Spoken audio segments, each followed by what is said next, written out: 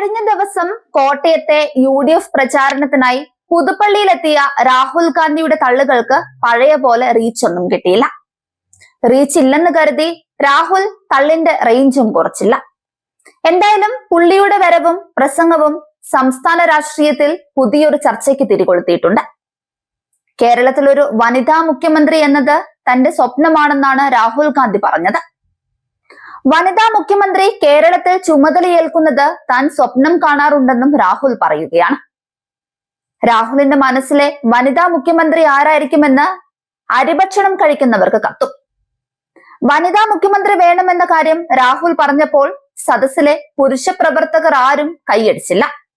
മറിച്ച് സ്ത്രീകൾ ആവേശത്തോടെ അത് കൈയടിച്ചു പാസാക്കി.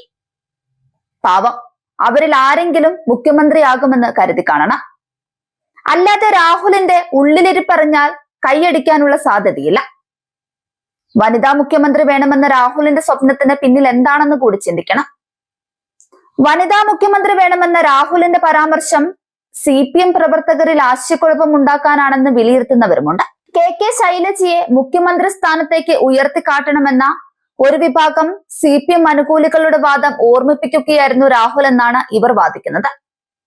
എന്നാൽ കഴിഞ്ഞ ദിവസം പാലക്കാട് സ്ത്രീ സുരക്ഷയെ ഓർമ്മിപ്പിച്ച് കോൺഗ്രസിനെ കുത്തിനോവിച്ചെന്ന് കോൺഗ്രസുകാർ തന്നെ പ്രചരിപ്പിച്ച പ്രധാനമന്ത്രി നരേന്ദ്രമോദിക്കുള്ള മറുപടിയാണെന്ന് കരുതുന്നവരുമുണ്ട്. കേരളത്തിലെ വോട്ടർമാരിൽ പകുതിയിലധികവും സ്ത്രീകളാണ്.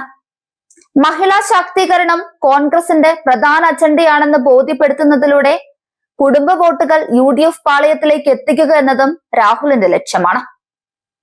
95 സീറ്റിൽ മത്സരിക്കുന്ന കോൺഗ്രസ് ഇത്തവണ 9 വനിതകൾക്ക് മാത്രമാണ് സീറ്റ് നൽകിയിരിക്കുന്നത്. ഇതിൽ 3 പേർ SC സംവരണത്തിലും ഒരാൾ ST സംവരണത്തിലുമാണ്. കോൺഗ്രസ് അംഗങ്ങളായ പ്രിയങ്ക ഗാന്ധിയും JB മേത്തറും മാത്രമാണ് കേരളത്തിൽ നിന്നുള്ള വനിതാ പാർലമെന്റ് അംഗങ്ങൾ എന്നതും ശ്രദ്ധേയമായ മറ്റൊരു കാര്യം. വയനാട് ലോക്സഭാ മണ്ഡലത്തിൽ നിന്ന് മത്സരിച്ച് ജയിച്ച പ്രിയങ്ക ഗാന്ധിയും രാജ്യസഭ MP ആയ JB മേത്തറും ഇനി UDF ഭരണം പിടിച്ചാൽ മുഖ്യമന്ത്രി കസേരയ്ക്കായി വലിയൊരു പിടിവലി നടത്തുമെന്ന് പോലും കോൺഗ്രസ് പ്രതീക്ഷിക്കുന്നുണ്ട്. ഈ സാഹചര്യത്തിൽ പ്രിയങ്കയെ മുഖ്യമന്ത്രിയാക്കുമോ എന്ന ചോദ്യവും രാഹുലിന്റെ പ്രസ്താവനയ്ക്ക് പിന്നാലെ സമൂഹ മാധ്യമങ്ങളിൽ വലിയ തോതിൽ പ്രചരിക്കുകയാണ്. ഏതായാലും വരും ദിവസങ്ങളിൽ രാഹുലിന്റെ വനിതാ മുഖ്യമന്ത്രി പരാമർശം കേരള രാഷ്ട്രീയത്തിൽ വലിയ ചർച്ചയാവുമെന്ന് വേണം കരുതാൻ. വയനാട് MP സ്ഥാനം പ്രിയങ്കയ്ക്ക് കൊടുക്കാൻ രാഹുൽ കാണിച്ചു കൂട്ടിയ കോപ്രായങ്ങളൊന്നും കേരളം മറന്നിട്ടില്ല, മറക്കുകയുമില്ല. ഇനിയും ഒരു കുടുംബവാഴ്ച കേരളം ആഗ്രഹിക്കുന്നുമില്ല.